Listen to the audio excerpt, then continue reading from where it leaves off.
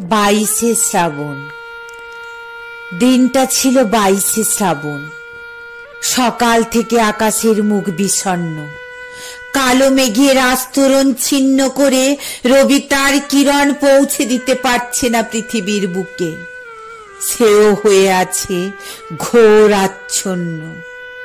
যতই বেলা গড়ায় ঘন কালো মেঘে সারা আকাশ ছেয়ে যায়। মনে হয় যেন অসময়ে সন্ধ্যা নেমেছে।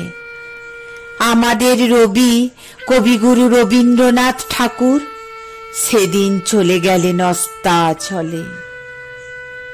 তখন ঝমঝমিয়ে মুষলধারে বৃষ্টি পড়ছে। হাজার হাজার লক্ষ লক্ষ মানুষ কান্নায় ভেঙে পড়েছে।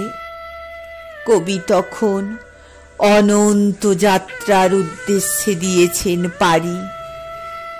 আকাশের রবি আমাদের রবির হাত ধরে তার অনন্ত যাত্রার পথে পৌঁছে দিচ্ছে।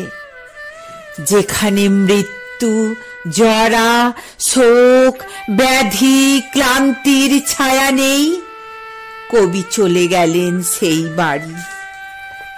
মনে হয় আকাশের রবির সাথে কবিগুরু রবি অসময়ে চলে গেলেন অস্তাচলে।